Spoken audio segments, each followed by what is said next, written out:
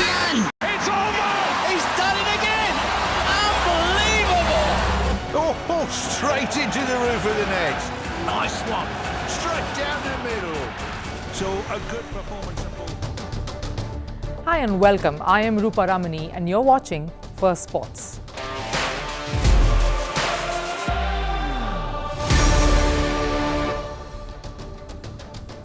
Now on Firstpost today, we have a wide range coming your way, a little bit for every palate. Sport isn't just about the scorelines, as we've said. And we've heard this often, but we forget the story. Here's the reminder then, that it's about the heroes and sheroes, the characters who make a sport worth watching. Today's episode is dedicated to such real characters who stitch the fabric of sport and make us passionate about following it. Some I bring you today will help us relive memories, while some others are new kids on the block or just stepping away from the shadows. So what is lined up for today? With the start of the India-Australia series today in Mohali, we relive some of the most intense moments that heighten the rivalry between these two countries. We also want to focus on a wrestler. She's young, she's fierce, and she's already making some noise in the senior circuit. We will talk about India's first wrestler who has sealed a spot in the Paris Olympics in 2024, Antim Panghal. Staying with women making the waves in sports, we will bring you all the roundup from the Asian Games. It's been another good day for India in table tennis, volleyball. Even though the women's football team lost their opener, we look at some of the top stars who are striving to make a mark in the football arena. And the MotoGP race is here in India. After Formula One, it is time for the MotoGP riders to scorch the tracks of the Budh International Circuit, but not without its fair share of controversy. After delays in visas for teams and their riders, today it's MotoGP organizers putting out a map without Kashmir that led to quite a backlash, forcing MotoGP organizers to issue an apology. That and more coming your way, but here's what's making the headlines from around the world in Sports 360. We've been widely covering the Asian Games, and here's another update. India's Sports Minister Anurag Thakur cancels his visit to China. China denied entry to 3 Indian athletes from Arunachal Pradesh for the Asian Games. India says China's actions violates the spirit of the Games. Henrik Nokia has been ruled out of the South African One-Day International World Cup squad. This after the bowler suffered a lower back injury during the Australia series. And that's not all. His teammate Sisanda Magala has also been ruled out due to a knee injury. Staying with cricket, England batter Jason Roy has turned down a call-up for the ODI series against Ireland. This comes after he was dropped from the English side for the upcoming World Cup squad. Roy is recovering from an injury and will be replaced by uncapped Tom Kohler-Cadmore for the Ireland series. In tennis, India will face Pakistan in the Davis Cup 2024 World Group 1 playoff tie. Pakistan has been designated as the host nation for the matches, and the Federation of Pakistan says they will not play at a neutral venue like they did in 2019, following security concerns. Pakistan says it is hoping that the Indian tennis squad will travel to their nation this time around. India currently leads the Pakistan head-to-head 7-0 in Davis Cup ties. And in Formula One, Red Bull's Max Verstappen dominated the first practice session ahead of the Japanese Grand Prix. He set the record for the fastest lap in practice at the Japanese track.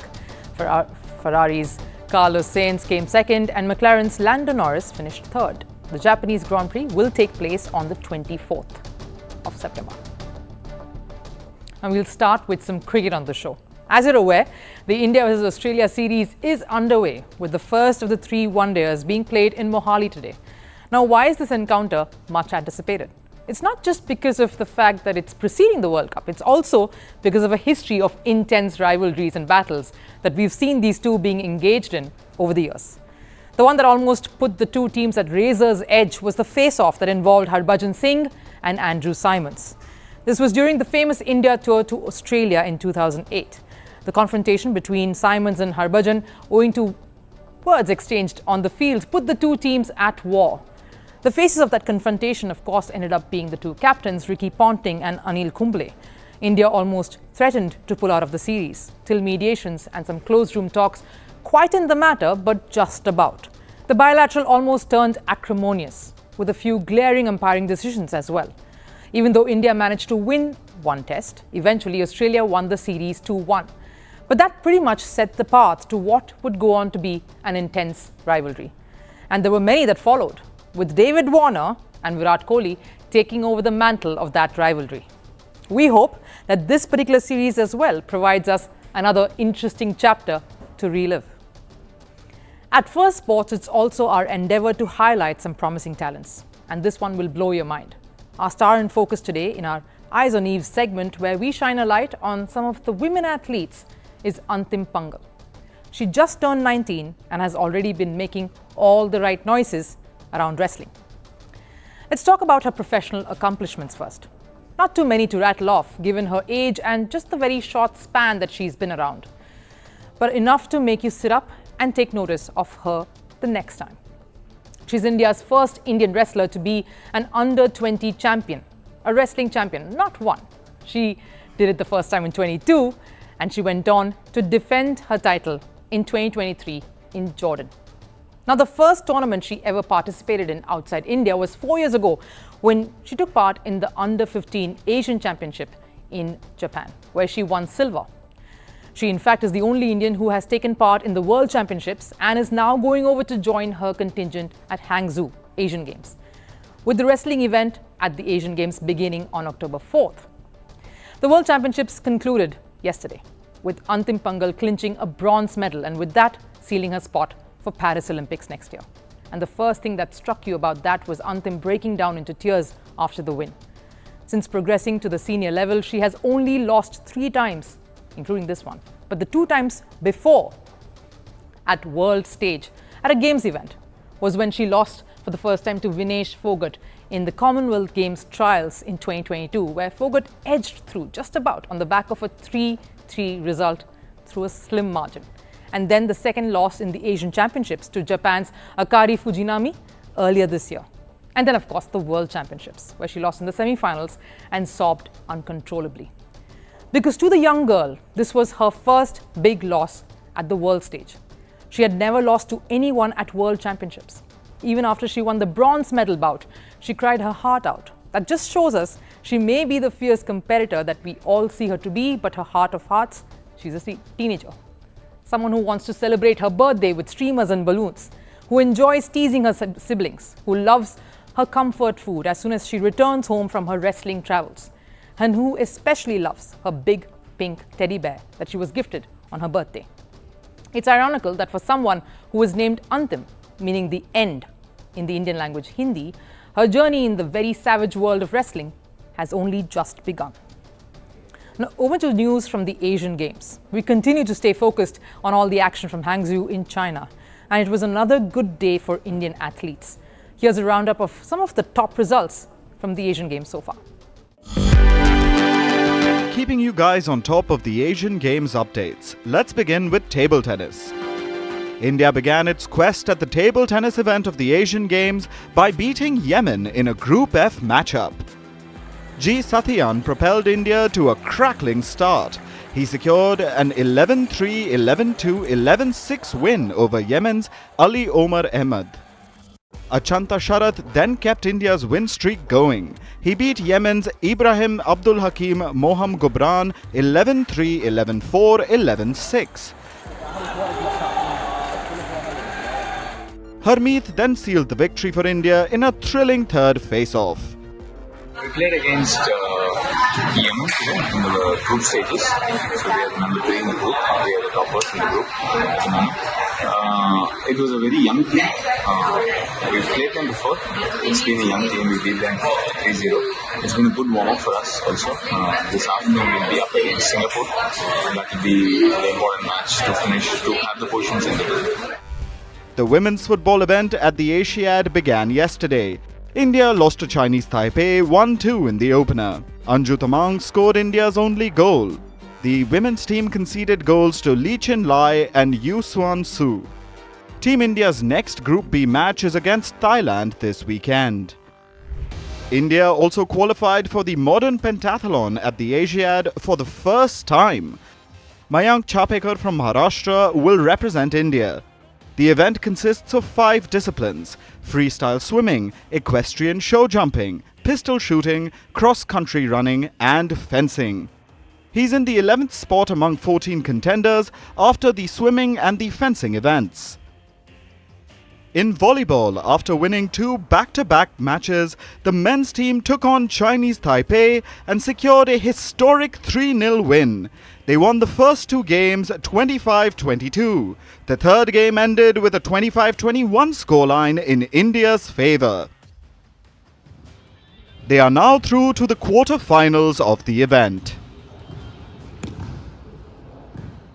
A lot of positive results for India on the day, but let's talk a bit about the Indian women's football squad. Now, they are in a very tough group this time around in the Asian Games. They're in Group B and they are ranked 61 in the world. They're paired alongside Chinese Taipei, who are ranked 38, again above them, and Thailand ranked 46. Now, it's a tough group to be in after their close loss, especially to Chinese Taipei yesterday. They're gearing up to face Thailand this Sunday. Now, a bit about Indian women's football in Asian Games itself. They have been part of just 2 editions before this, 1998 and 2014. Now, 1998 was disheartening, to say the least. They were destroyed by Chinese Taipei, losing to them 1-13. And of course, the People's Republic of China knocked them out with a 16-0 win. 2014 was no better, though they managed to win over the Maldives, a comprehensive 15-0 win. They lost to South Korea and Thailand by huge margins. Now they're here in Hangzhou with some renewed energy. They underwent a camp in Odisha under the guidance of their coach Thomas Dennerby. So who are some of the key faces that we should follow in this squad? Let's take a look. The first one has to be the captain, Ashlata Devi, one of the senior members and the finest defenders in this squad. She made her national debut in the senior team when she was only 18. Devi was key in India's campaign to qualify for the Tokyo Olympics. Number 2 on our list, Manisha Kalyan. She's one of my personal favorites, the rising star and one of the youngest members of the Indian national side. She's the first Indian to be a part of the UEFA Women's Champions League and created history by being the only Indian footballer, male and female, to score a goal in the Champions League. Now that's immense. The third one again is a very senior calming hand, Indumati. Now she's part of that strong midfield, the engine room that assists as well as drives the goals. She's represented the Indian team since 2014. And to round off this list, we can't forget Bala Devi, who's coming back into the side. The senior most of the lot. At 33, she's made a comeback into the setup. She's represented India since 2005. She's played football the world over, training in Spain and also being part of the Scottish Premier League. She's also been part of championship titles in 2010, 2014 and 2016 at the SAF Women's Championship. And she's also a policewoman in the Manipur force. So watch out for these women the next time they get onto the field and make sure you follow them and cheer for them on Sunday when they take on Thailand. Now switching tracks to MotoGP. That's arrived in India finally in a massive boost to fueling the interest for the sport in the country. MotoGP Grand Prix has made its first pit stop here at the Budh International Circuit near the capital Delhi, but not without its fair share of hiccups. There were a lot of delays in visas for some of the riders and team members, and then the organizer caught a lot of flack and abuses for sending out a map without Kashmir. They were quick to issue an apology, of course, to get things hurriedly back on track.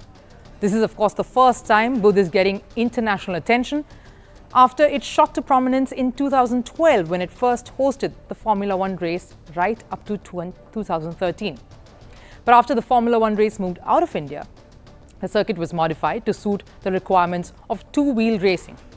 The modifications include extension of the gravel traps around the tracks to make it safer for the riders. Now here are some of the big names who are scheduled to race here this Sunday.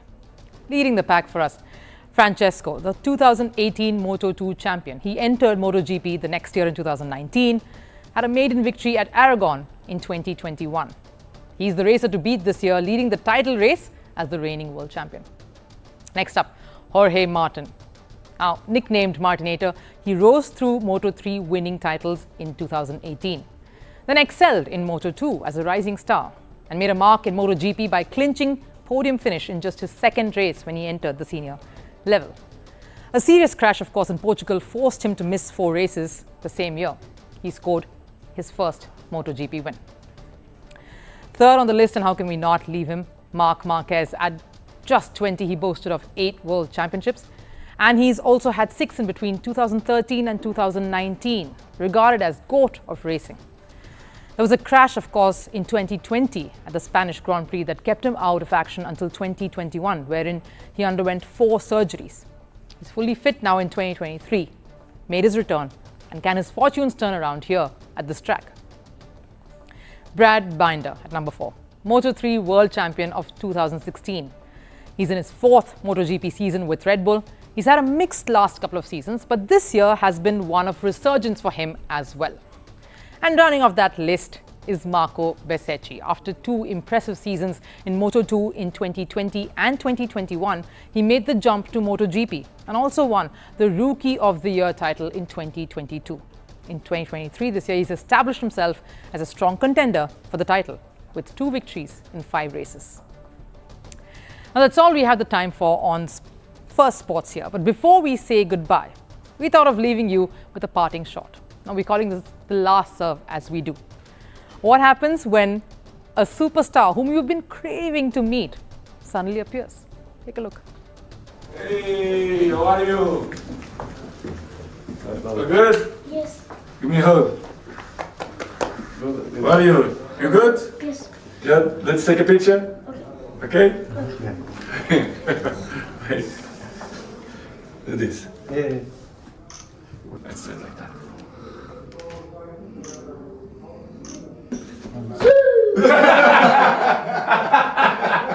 Very good.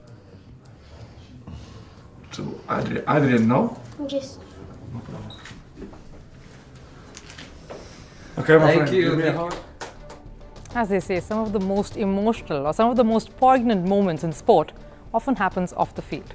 Well, thank you so much for joining in and watching Firstpost this time around this evening with us. I hope you enjoyed this as much as we did bringing it to you. Thanks for watching and have a good day.